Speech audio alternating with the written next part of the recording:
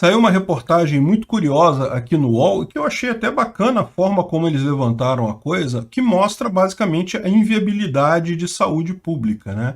É o caso do Zolgensma. Pois bem, qual que é o dilema desse caso? A questão é, esse aqui é o remédio que custa 6 milhões de dólares, o tratamento para crianças que têm atrofia muscular espinhal, né? É uma doença muito séria, uma doença genética. A criança, geralmente, os dois pais têm o gene recessivo, mas se a criança, por um azar da natureza da loteria genética, recebe as duas cópias recessivas do gene, ela não consegue produzir determinada proteína e, com isso, os nervos dela não conseguem crescer. Então a criança, ela começa normal a vida dela, porque os nervos dentro da barriga da mãe eles desenvolvem normalmente, mas quando ela nasce, ela continua crescendo, mas o nervo não acompanha o crescimento e acaba ela perdendo os movimentos e coisa e tal, e acaba regredindo até que inevitavelmente leva à morte, porque a criança não consegue mais nem engolir, não consegue respirar, não consegue mais se mover. É uma doença muito triste.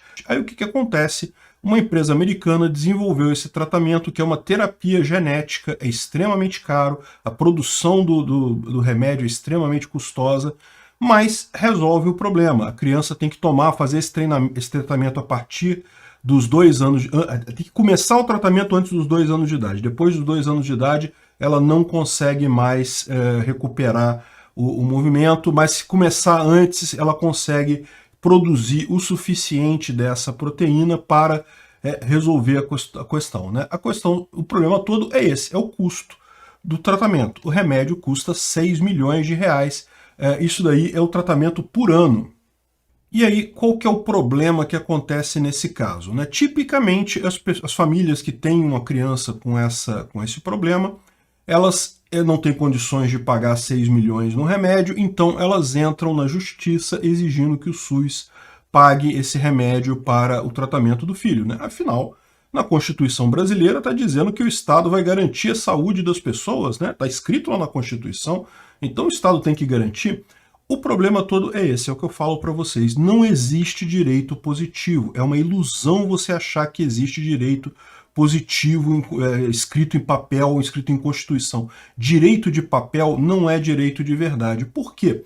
Porque no final das contas, como é algo positivo, é o governo tendo que fazer alguma coisa, tendo que bancar alguma coisa, o governo ele não gera dinheiro do nada. Esse dinheiro sai de um orçamento que sai dos impostos que são cobrados das pessoas. Então, no final das contas, você tem um orçamento finito. E aí a questão que é levantada aqui pelo UOL é a seguinte: ok, esse remédio, ninguém questiona que a vida de uma criança vale 6 milhões de dólares e coisa e tal, desculpa, 6 milhões de reais e coisa e tal, mas o quanto que você deixa de fazer em outras áreas, quantas outras pessoas não vão ficar sem tratamento, não vão ficar sem cirurgia, não vão ficar precisando de tratamento de diabetes, de hemodiálise, de um monte de outras doenças que existem, que são bem mais baratas, mas que, no entanto, elas não vão conseguir ser pagas. Por quê? Porque o dinheiro foi todo levado para esse único paciente. E isso é um caso real. Existem casos de pacientes que entraram na justiça contra o SUS de uma cidade pequena e ganharam a causa que determinava que o SUS pagasse um remédio que era mais caro do que a totalidade do orçamento do SUS naquela cidade. E daí a cidade quebrou, porque não tinha como atender mais ninguém, só tinha que dar dinheiro para aquele único paciente que estava lá na cidade. Esse caso aconteceu, por exemplo, na cidade de Louisiana, é isso, ele fala aqui em algum lugar um caso desse, e aí depois tiveram que entrar, a cidade entrou com recurso, e aí eles conseguiram que o governo federal ajudasse também. Mas repara, esse problema, jogar isso para o governo estadual, o governo federal, ele só dilui o problema, mas o problema continua existindo. Você tem um orçamento só para a saúde. Sempre que você gasta uma parte significativa desse orçamento com um paciente apenas, você está deixando de atender outros que precisariam tanto quanto, ou talvez mais ainda de recursos, mas de recursos menores, que seriam viáveis. Isso tudo, no final das contas, eu não vou dizer o que é o melhor, se é melhor dar para uma criança, ou se é melhor dar para 500 outras pessoas. Isso daí é uma decisão impossível de se fazer. O ponto que eu coloco aqui é impossível saúde pública gratuita. Nunca vai existir. Saúde como um direito é uma impossibilidade, é uma mentira que está escrita na Constituição. Ninguém tem garantia alguma de que o Estado vai te dar. Por quê? você pode precisar de um remédio que é caro demais e o Estado não vai querer te dar. 2, alguma outra pessoa pode precisar de um remédio caro demais e vão tirar o orçamento e você não vai ter dinheiro para o seu remédio, que nem é tão caro assim. Então não tem jeito. SUS, a ideia de saúde pública é uma ilusão. Infelizmente, essa é a realidade da vida. E achar que escrever num papelzinho que saúde é direito de todos e coisa e tal vai mudar isso é uma ilusão, é um erro. Isso não ajuda em nada. Ao contrário, cria esse monstro que acaba forçando todo mundo a pagar uma fortuna para um sistema altamente ineficiente e que, no final das contas, privilegia mais quem corre mais atrás da justiça, quem briga mais na justiça, quem tem sorte de conseguir uma liminar, porque ele fala de casos aqui de pessoas que tentaram e não conseguiram, e daí a criança morreu.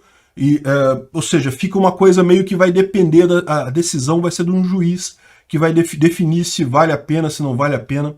Direito escrito por político em papelzinho rabiscado não é direito de verdade. Você, na verdade, não tem direito a nada, porque tudo tem um orçamento, tudo tem um limite, nada garante que você consiga, de fato, aquele tratamento que você precisa. Mas o fato de ser saúde pública garante que você vai estar pagando pelos sujeitos felizardos que conseguiram ordem do juiz. Para pensar nisso. A mãe que eles descrevem aqui, que teve a ordem negada pelo juiz e que, portanto, o filho dela morreu sem esse remédio, ela está pagando em imposto o remédio para o filho da outra, porque a outra conseguiu de um juiz o remédio e pronto, ela está pagando isso. Olha o absurdo que é esse tipo de situação. Olha que é o absurdo que é quando você bota uma coisa tão importante como saúde na mão de políticos.